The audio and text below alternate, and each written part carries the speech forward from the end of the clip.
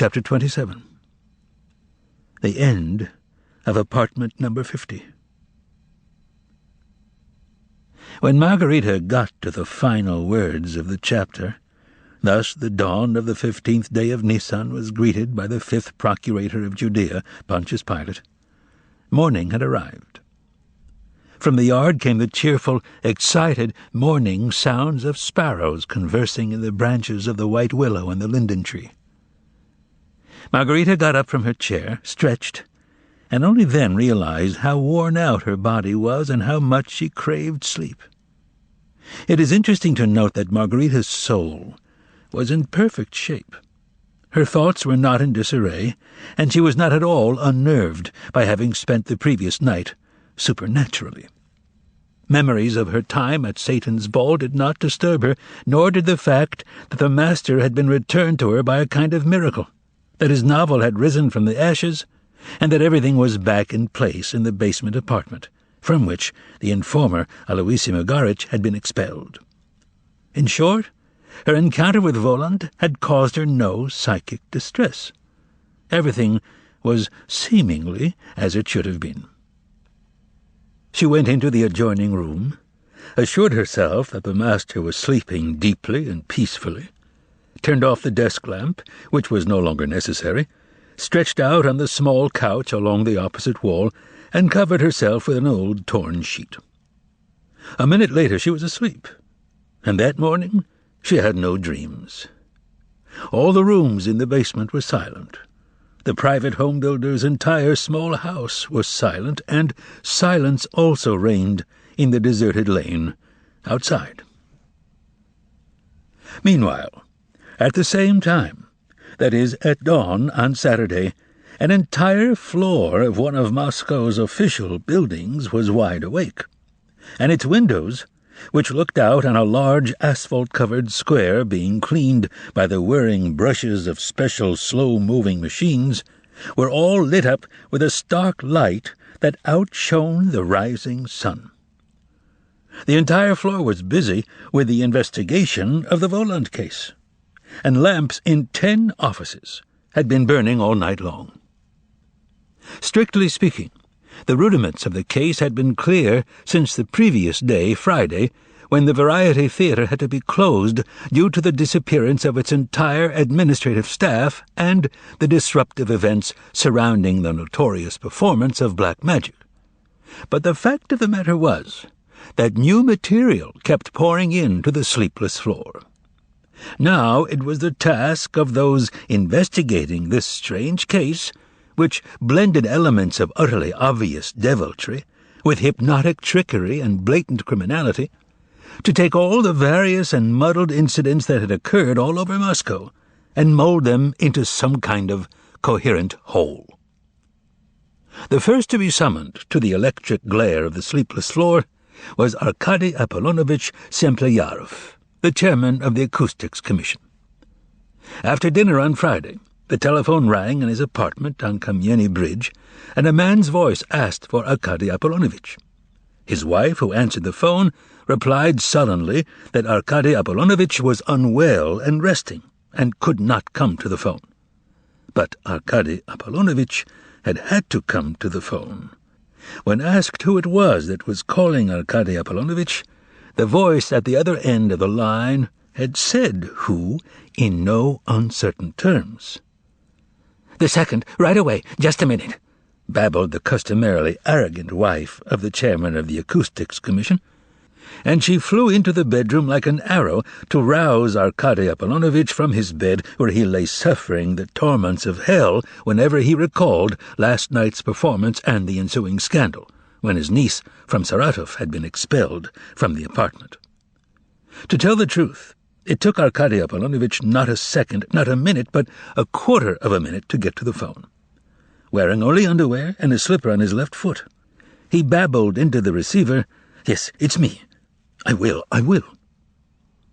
His wife, forgetting for the moment the many disgusting crimes of infidelity in which the unfortunate Arkady Apollonovitch had been implicated, stuck her frightened face through the hall door and, waving a slipper in the air, whispered, "Your slipper! Put on your slipper! Your feet will catch cold!"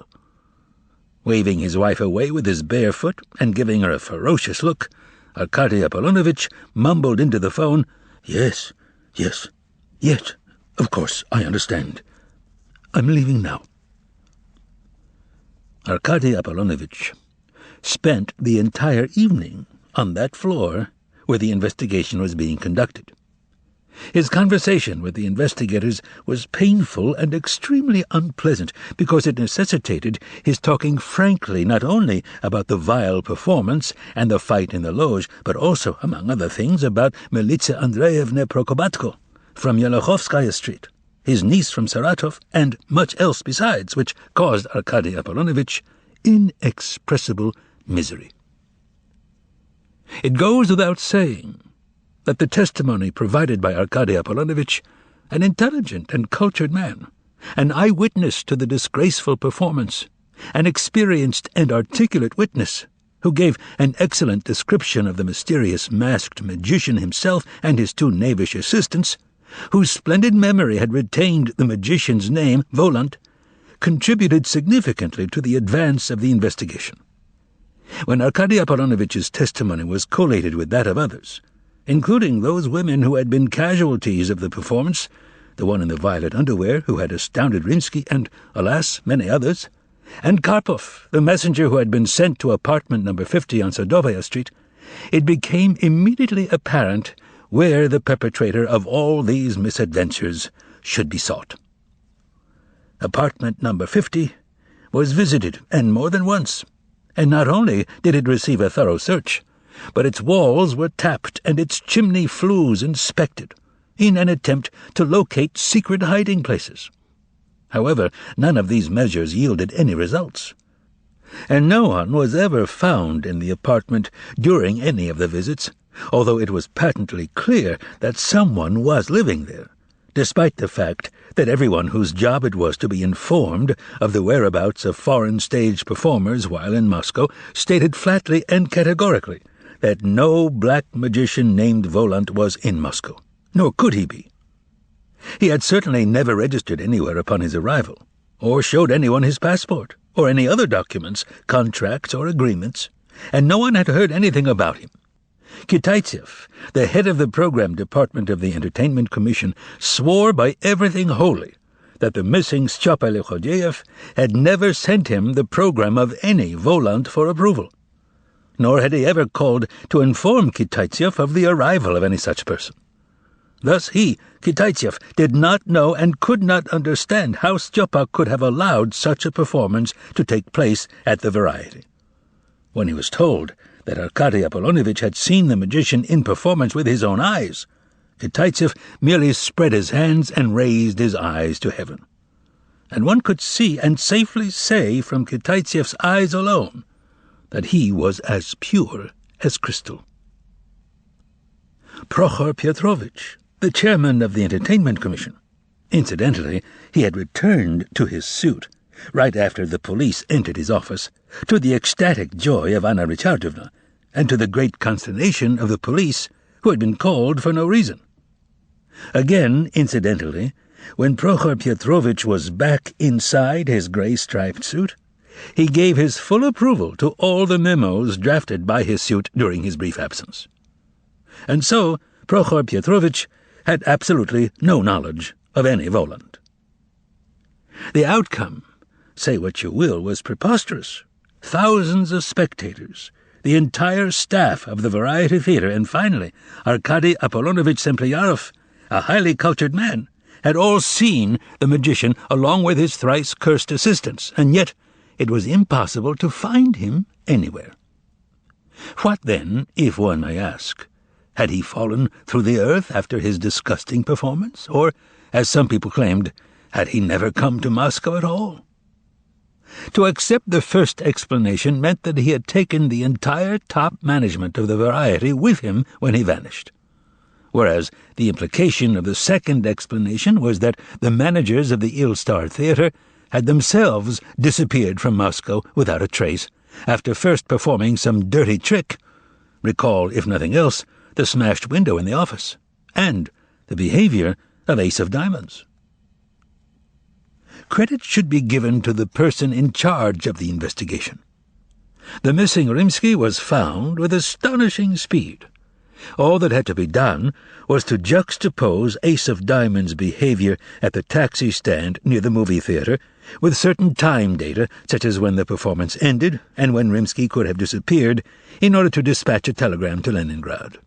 The answer came an hour later, on Friday evening, that Rimsky had been located on the 4th floor of the Astoria Hotel in room 412, which was next door to the room occupied by the repertory director of one of the Moscow theaters then on tour in Leningrad, a room which was known for its gilded grey-blue furniture and its magnificent bath. Found hiding in the wardrobe of room 412 at the Astoria, Rimsky was arrested immediately and interrogated there in Leningrad. Following which, a telegram reached Moscow stating that the Variety's financial director was not responsible for his actions, that he either could not or would not answer questions coherently, and that he kept asking to be put away in an armored room under armed guard. Moscow telegrammed a reply ordering that Rimsky be transported back to Moscow under guard, as a result of which Rimsky did leave Leningrad under guard on the Friday evening train. By Friday evening they were on Likhodeyev's trail as well. Telegrams had been sent to all cities inquiring about Likhodeyev's whereabouts, and Yalta had sent a reply saying that he had been there but had left by plane for Moscow. The only trail that was cold was Varanucha's. The illustrious theater manager, known to all of Moscow, seemed to have dropped into the sea. In the meantime, they had to deal with what had happened in other parts of Moscow beyond the confines of the Variety Theater.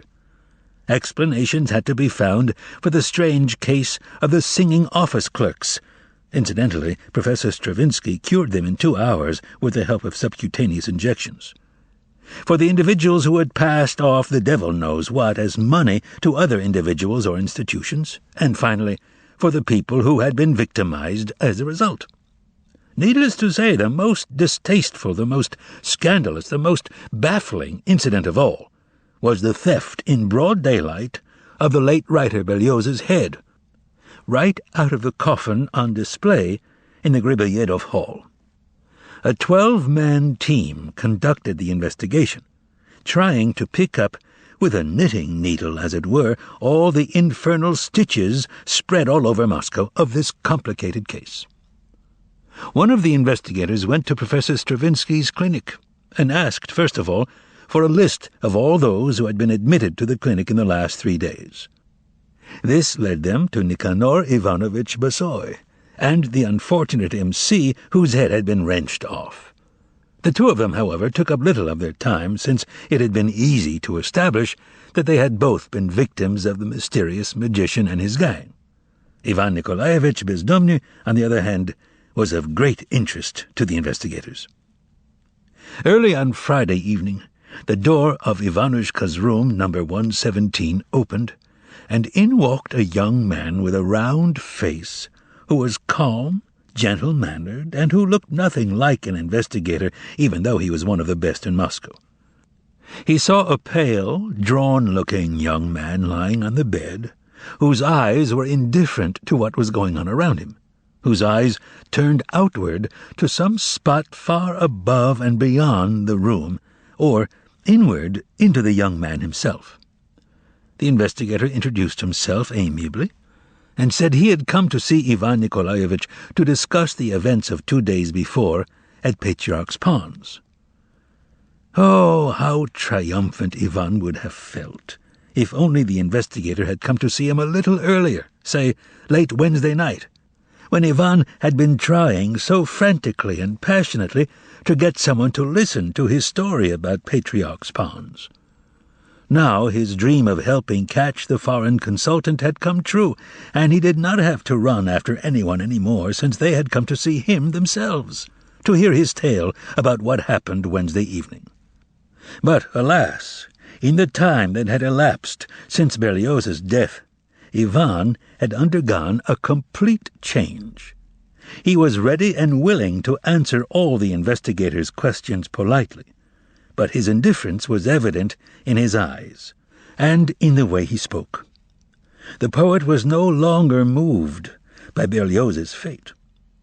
Ivanushka had been lying in a doze before the investigator's arrival, and a number of visions had passed before him. He had seen a strange, incomprehensible, non-existent city with blocks of marble, worn-down colonnades, and roofs sparkling in the sun, with the sombre and pitiless Black Antonia Tower. The palace on the western hill, sunk almost to the roof in the tropical greenery of a garden, with bronze statues towering above that greenery and burning in the setting sun, and he had seen armor-clad Roman centurions marching beneath the walls of the ancient city. A man had appeared before Ivan in his sleep. A man sitting motionless in a chair, clean-shaven, with a yellow, troubled-looking face, wearing a white mantle with a red lining, and gazing hatefully at the lush and alien garden. Ivan had also seen a yellow, treeless hill with empty cross-beamed posts standing on top of it.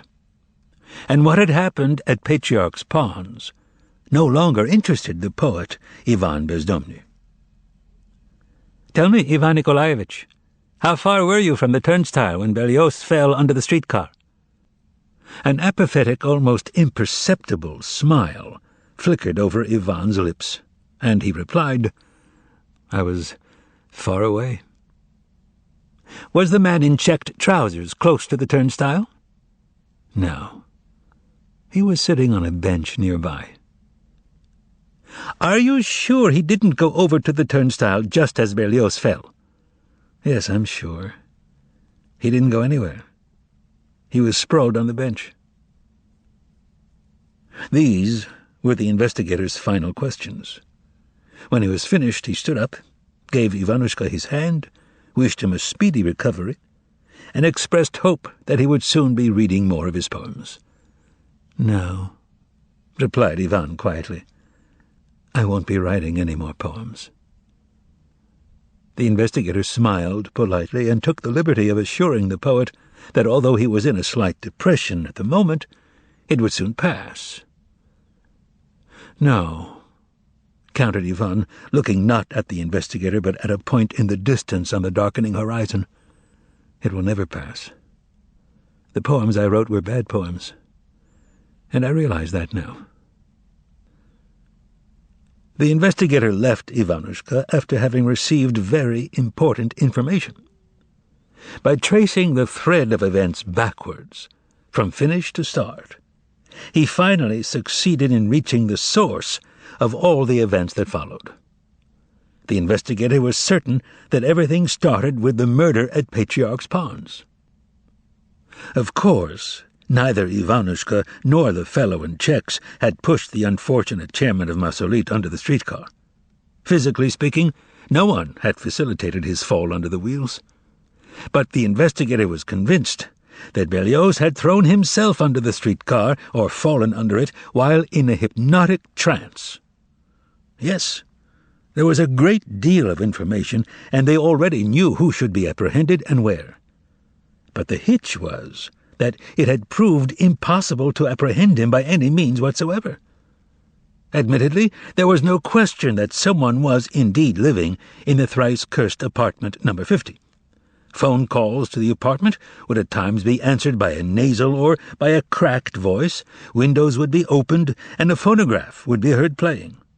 But every time they went over to investigate, they found no one there. And they had been there many times, at all hours of the day and night. Not only that, they had combed the apartment and looked in every corner. The apartment had been under suspicion for a long time. Guards had been posted along the route that led through the gateway into the courtyard, and at the back entrance as well.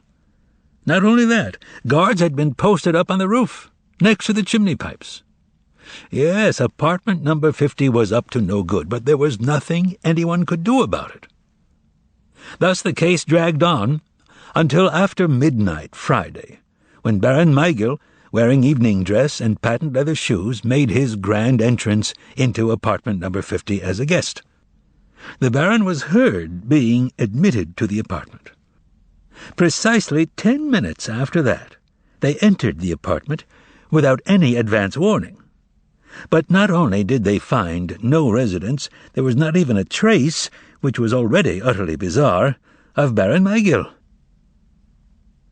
And so, as has been said, the case dragged on this way until dawn on Saturday. Some new and very interesting facts then emerged. A 6-seater passenger plane landed at Moscow airfield from the Crimea. One of the passengers who got off was rather strange. He was a young man, his face overgrown with stubble, who had not washed for 3 days, had inflamed and frightened eyes, no luggage, and was rather queerly dressed.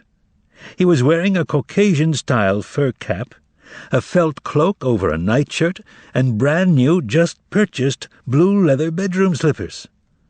They approached him as he stepped off the gangway.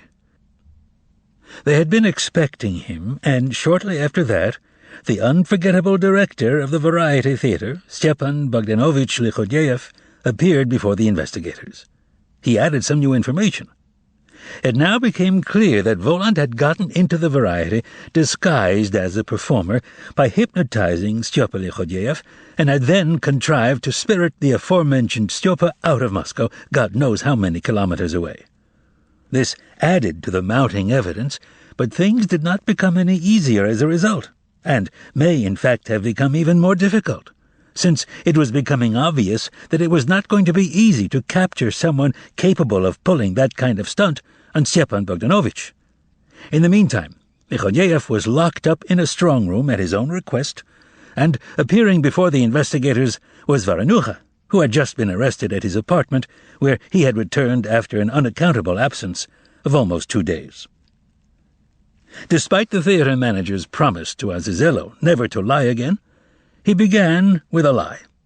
Although one should not judge him too harshly for that. After all, Azazello had forbidden him to tell lies and be rude over the telephone. But in the given instance, the manager was speaking without the aid of such an instrument.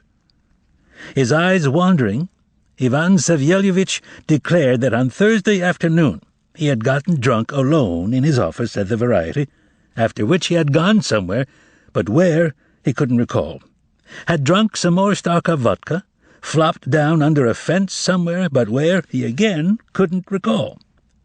It was only after the manager had been advised that his stupid and ill-considered conduct was impeding the investigation of an important case, and that naturally he would have to take the consequences, that Varanucha broke into sobs, and, with a trembling voice, his eyes darting all around, he whispered that he was lying out of fear alone, that he was petrified of the vengeance of Volant's gang, into whose clutches he had already fallen, and that he begged, pleaded, and prayed to be locked up in an armored room. "What the devil? They've all got armored rooms on the brain," growled one of the chief investigators.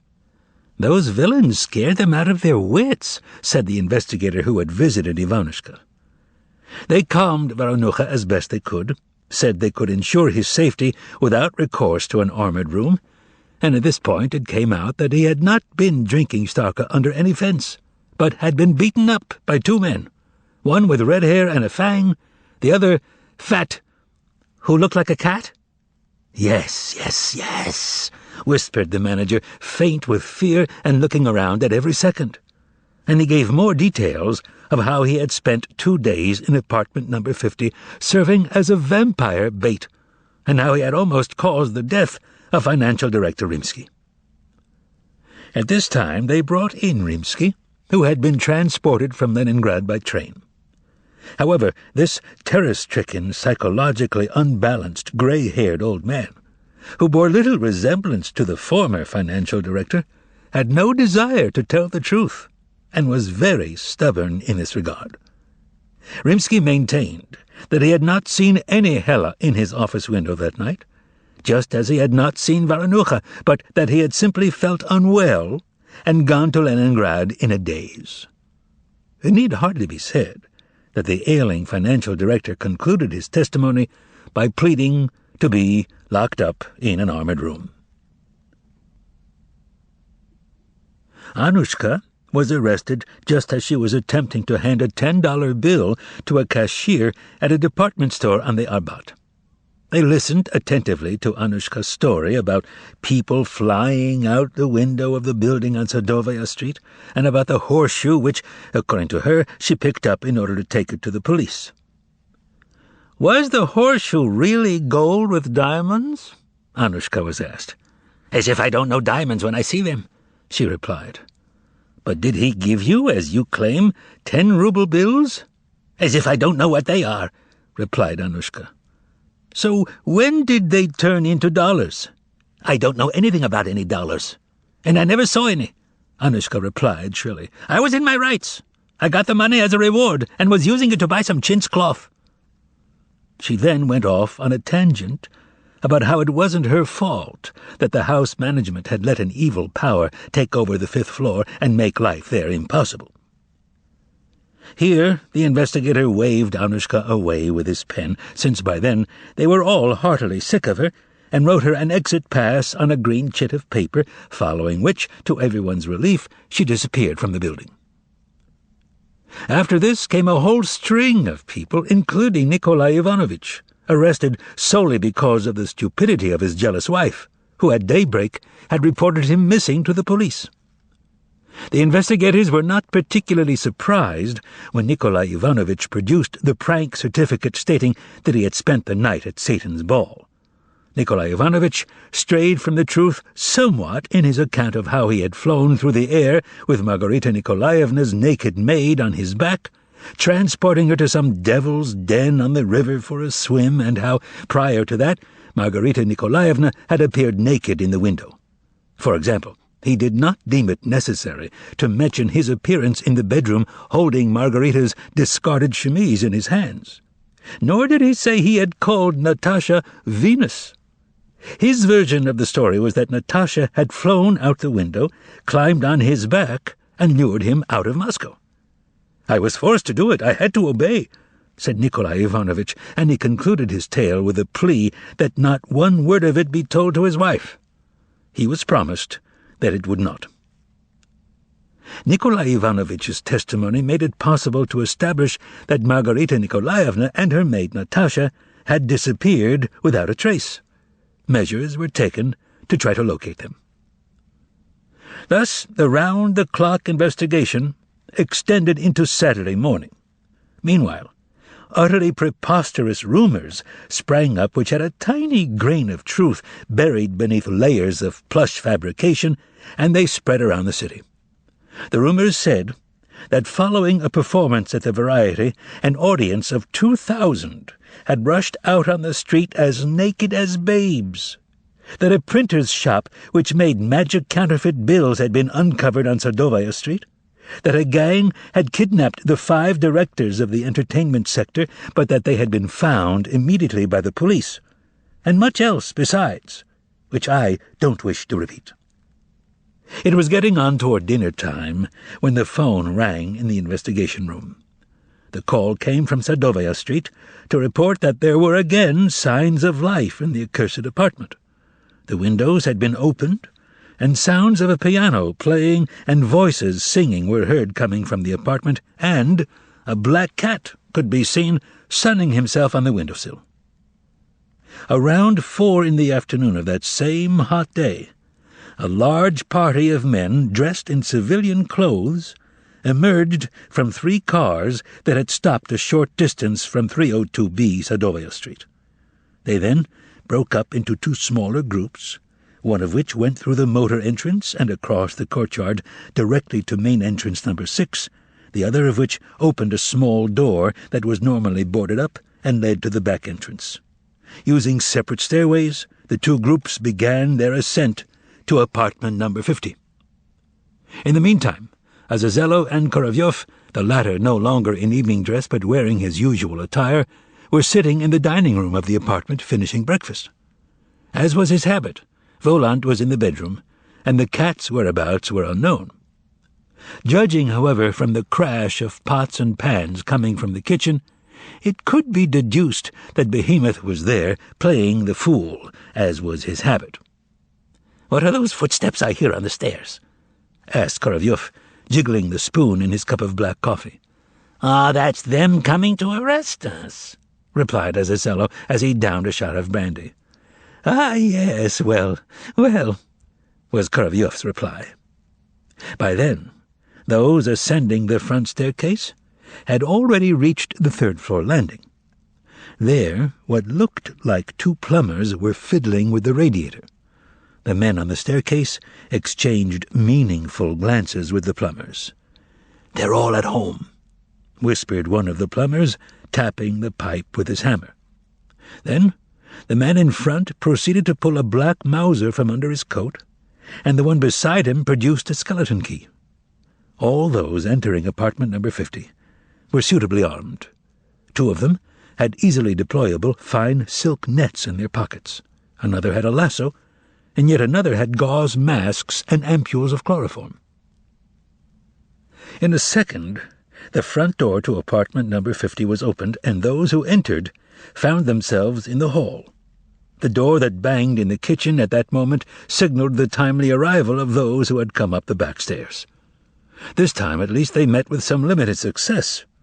The men immediately spread out over all the rooms, finding no one anywhere, but they did find the remains of an apparently interrupted breakfast in the dining room, and, in the living room, a huge black cat was sitting on the mantelpiece next to a glass pitcher.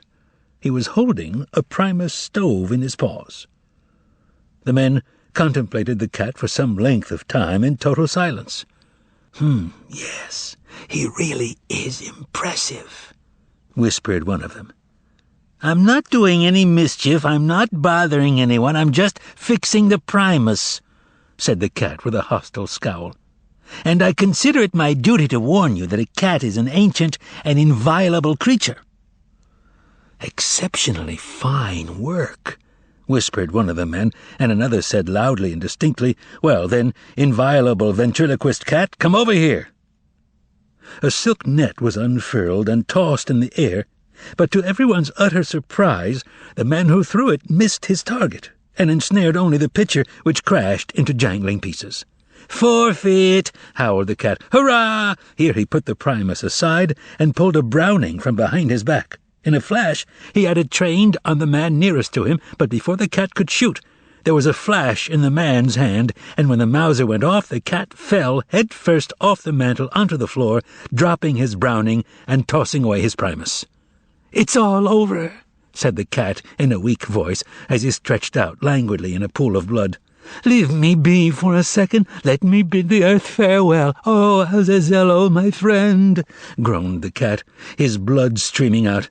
"Where are you?" The cat turned his dimming eyes toward the dining-room door. "I was outmatched, and you did not come to help me. You abandoned poor behemoth, forsaking him for a glass of admittedly very fine brandy. Well, may my death be on your conscience, but I bequeath you my Browning." "The net, the net, the net," whispered the men anxiously, who were standing around the cat. But the net, the devil knows why, got caught in someone's pocket and would not come out. "The only thing that can save a mortally wounded cat," said the cat, "is a swig of kerosene." And taking advantage of the general confusion, he pressed his lips to the round opening in the Primus and drank his fill of kerosene. The blood streaming out from under his left front paw stopped immediately. The cat jumped up, alive and well, tucked the Primus under his foreleg, and leaped back onto the mantel. Then he began crawling up the wall, ripping the wallpaper with his claws, and in 2 seconds he was high overhead, sitting on the metal curtain rod. In a flash, hands grabbed at the curtain and tore it down together with the rod, letting the sunlight burst into the darkened room. But neither the fraudulently revived cat nor the Primus fell down. The cat, still holding on to his Primus, managed to swing through the air and land on the chandelier that was hanging in the center of the room. "Get a ladder!" voices shouted from below. "I challenge you to a duel!" bellowed the cat, soaring over their heads on the swaying chandelier, the Browning appearing in his paws again, and he set the Primus down between the arms of the chandelier. The cat took aim, and, swinging like a pendulum over the heads of the men, opened fire on them. Thunder shook the apartment. Shards of crystal rained down from the chandelier on the floor, the mirror over the fireplace cracked into stars, clouds of plaster dust billowed, empty cartridges bounced over the floor, window panes broke, the bullet-ridden Primus began to spurt kerosene. Taking the cat alive was now out of the question, and the men shot back at him furiously and accurately, aiming their Mausers at his head, stomach, chest, and back. The shooting caused a panic in the courtyard down below. But it lasted for only a short time, and began to subside of its own accord. The fact was that the shots harmed neither the cat nor the men who had come to catch him. Not only was no one killed, no one was even wounded. Everyone, including the cat, remained completely unhurt. To verify this once and for all, one of the men fired 5 rounds into the accursed head of the beast, whereupon the cat shot back a vigorous reply. And the same thing happened. No one felt the slightest effect. The cat swung back and forth on the chandelier in ever-diminishing arcs, blowing into the muzzle of his Browning for some reason and spitting on his paw. An expression of complete befuddlement spread over the faces of the men standing in silence below. It was the only instance, or one of the only instances, when shooting had no effect whatsoever. It was possible, of course, to conclude that the cat's Browning was a toy of some sort, but that would certainly not have applied to the Mausers. The cat's first wound, and of that there could not be the slightest doubt, had been nothing other than a trick and a swinish bit of play-acting, as was his drinking of the kerosene. One last attempt was made to catch the cat. A lasso was thrown, it caught on one of the candles, and the chandelier fell down. The crash it made seemed to shake the whole building, but again with no effect. Shards of glass hailed down on those present, and the cat sailed through the air and settled high under the ceiling atop the gilded frame of the mirror over the mantel. He showed no signs of wanting to make a getaway. On the contrary, he went so far as to address them once again from the relative safety of his perch. "I simply cannot understand," he said from on high, "why you are treating me so harshly." Just as he began his speech, it was interrupted by a low, heavy voice coming from no one knew where. "What's going on in this apartment? It's disturbing my work." An unpleasant, nasal voice replied, "Naturally, it's Behemoth. The devil take him." A third, quavering voice said, "Monsieur, it's Saturday. The sun is setting. It's time for us to go." "Excuse me, but I can't talk any longer," said the cat from atop the mirror. "We have to go." He threw his Browning and shattered both window panes. Then he splashed down the kerosene, which ignited of itself and sent a wave of flame shooting up to the ceiling. The blaze broke out with a speed and intensity unusual even for kerosene fires. The wallpaper began smoking immediately. The curtain heaped up on the floor ignited, and the frames of the broken windows began smoldering. The cat curled himself up to spring, meowed, jumped from the mirror to the windowsill, and then disappeared out the window with his Primus. Shots came from outside. The man sitting on the iron fire escape that ran alongside the apartment windows sprayed the cat with bullets as the latter flew from windowsill to windowsill, heading for the drain pipe at the corner of the building, which, as already noted, was built in the shape of the Cyrillic letter P. The cat then climbed up the pipe to the roof. There the men guarding the chimney pipes sprayed him with additional bullets, again with no effect, and the cat disappeared in the setting sun that was flooding the city. Meanwhile, back in the apartment, the parquet floor caught fire under the men's feet. And in the flames, on the spot where the cat had sprawled with his phony wound, there gradually materialized the body of the former Baron Mikhail, with protruding chin and glassy eyes. It was no longer possible to pull him out. Those in the living room jumped over the burning squares of parquet, slapping their smoking chests and shoulders with their palms, and retreated into the study and the front hall. Those in the dining room and the bedroom ran out through the hallway. Those in the kitchen also rushed out into the front hall. The living room was already smoking and in flames. On his way out, someone managed to dial the number of the fire department and shout tersely into the receiver, "Sadoya Street, 302B." They could not delay any longer. The flames swept out into the hall. It became hard to breathe. As soon as the first streams of smoke sifted through the broken windows of the bewitched apartment, cries were heard out in the courtyard. "Fire! Fire! We're on fire!" People in various apartments of the building began screaming into their phones, "Sadovaya Street! Sadovaya! 302B!" As the sound of blood-curdling sirens filled Sadovaya Street, and long red engines descended upon it from all parts of the city, the people milling about in the courtyard saw smoke coming out of a fifth-floor window, and, flying out with it, 3 dark, apparently male silhouettes, and one of a naked woman.